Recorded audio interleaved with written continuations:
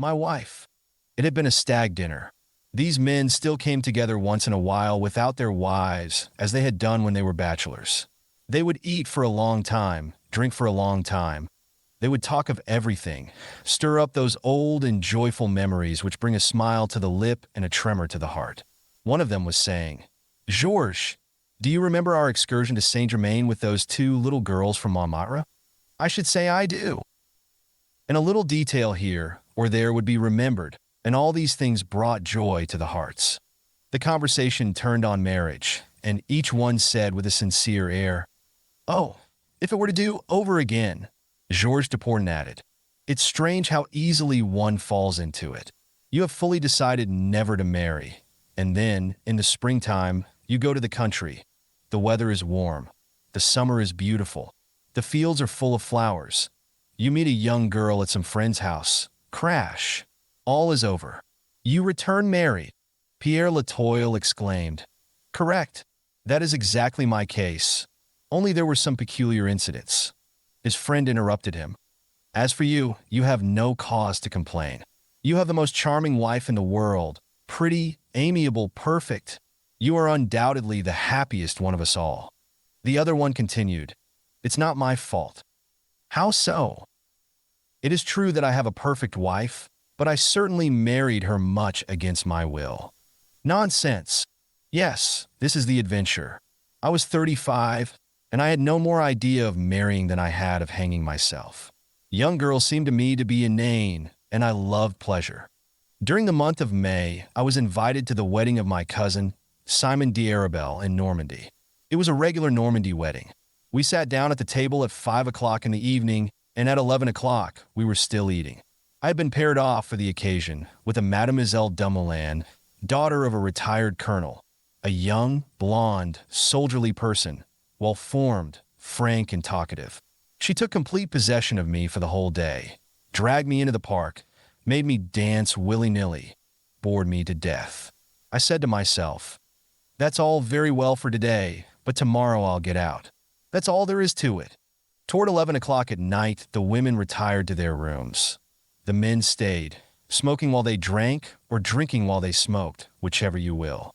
Through the open window, we could see the country folks dancing.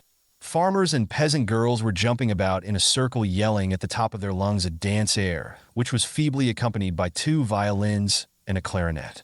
The wild song of the peasants often completely drowned the sound of the instruments, and the weak music, interrupted by the unrestrained voices, seemed to come to us in little fragments of scattered notes.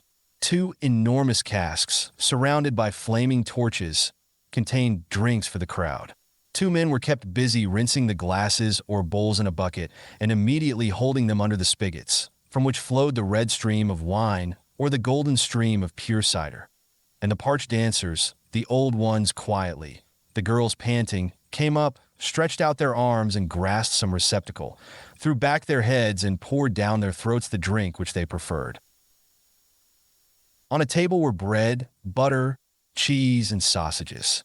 Each one would step up from time to time and swallow a mouthful, and under the starlit sky this healthy and violent exercise was a pleasing sight, and made one also feel like drinking from these enormous casks and eating the crisp bread and butter with a raw onion. A mad desire seized me to take part in this merrymaking, and I left my companions. I must admit that I was probably a little tipsy, but I was soon entirely so.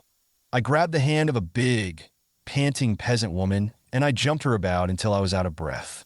Then I drank some wine and reached for another girl. In order to refresh myself afterward, I swallowed a bowlful of cider, and I began to bounce around as if possessed. I was very light on my feet. The boys, delighted, were watching me and trying to imitate me.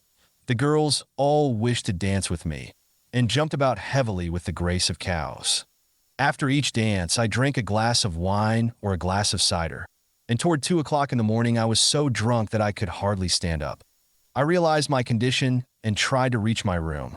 Everybody was asleep, and the house was silent and dark. I had no matches, and everybody was in bed. As soon as I reached the vestibule, I began to feel dizzy. I had a lot of trouble to find the banister.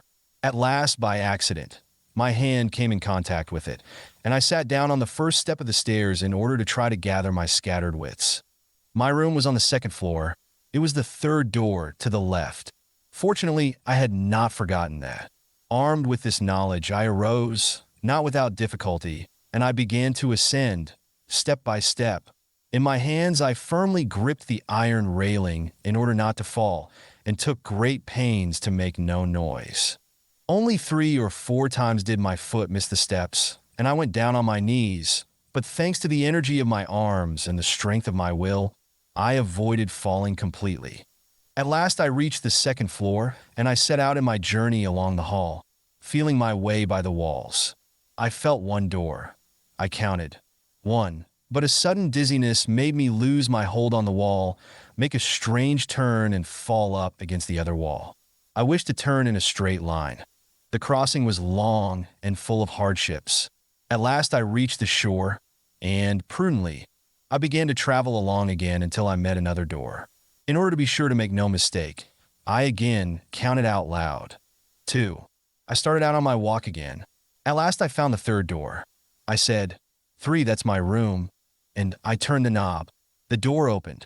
Notwithstanding my befuddled state, I thought, since the door opens, this must be home. After softly closing the door, I stepped out in the darkness. I bumped against something soft. My easy chair. I immediately stretched myself out on it. In my condition, it would not have been wise to look for my bureau, my candles, my matches. It would have taken me at least 2 hours. It would probably have taken me that long also to undress. And even then, I might not have succeeded. I gave it up. I only took my shoes off. I unbuttoned my waistcoat, which was choking me. I loosened my trousers and went to sleep. This undoubtedly lasted for a long time. I was suddenly awakened by a deep voice which was saying, "What, you lazy girl, still in bed? It's 10 o'clock. A woman's voice answered. Already? I was so tired yesterday. In bewilderment, I wondered what this dialogue meant. Where was I? What had I done? My mind was wandering, still surrounded by a heavy fog. The first voice continued, "I'm going to raise your curtains." I heard steps approaching me. Completely at a loss what to do, I sat up. Then a hand was placed on my head. I started. The voice asked, "Who is there?" I took good care not to answer. A furious grasp seized me. I in turn seized him, and a terrific struggle ensued. We were rolling around, knocking over the furniture and crashing against the walls. A woman's voice was shrieking, "Help! Help!" Servants, neighbors, frightened women crowded around us. The blinds were open and the shades drawn. I was struggling with Colonel Dumoulin. I had slept beside his daughter's bed. When we were separated, I escaped to my room, dumbfounded. I locked myself in and sat down with my feet on a chair, for my shoes had been left in the young girl's room. I heard a great noise through the whole house, doors being opened and closed, whisperings and rapid steps. After half an hour, someone knocked on my door. I cried, "Who is there?" It was my uncle, the bridegroom's father. I opened the door. He was pale and furious, and he treated me harshly. "You have behaved like a scoundrel in my house, do you hear?" Then he added more gently, "But, you young fool, why the devil did you let yourself get caught at 10 o'clock in the morning? You go to sleep like a log in that room, instead of leaving immediately after." I exclaimed, "But uncle, I assure you that nothing occurred. I was drunk and got into the wrong room." He shrugged his shoulders. "Don't talk nonsense." I raised my hand, exclaiming, "I swear to you on my honor." My uncle continued, "Yes, that's all right. It's your duty to say that." I in turn grew angry and told him the whole unfortunate occurrence. He looked at me with a bewildered expression, not knowing what to believe. Then he went out to confer with the colonel. I heard that a kind of jury of the mothers had been formed, to which were submitted the different phases of the situation. He came back an hour later, sat down with the dignity of a judge, and began, "No matter what may be the situation, I can see only one way out of it for you. It is to marry Mademoiselle Dumoulin." I bounded out of the chair, crying, "Never, never." Gravely he asked, "Well, what do you expect to do?" I answered simply, "Why, Leave as soon as my shoes are returned to me." My uncle continued, "Please do not jest. The colonel has decided to blow your brains out as soon as he sees you. And you may be sure that he does not threaten idly." I spoke of a duel, and he answered, "No, I tell you that I will blow his brains out."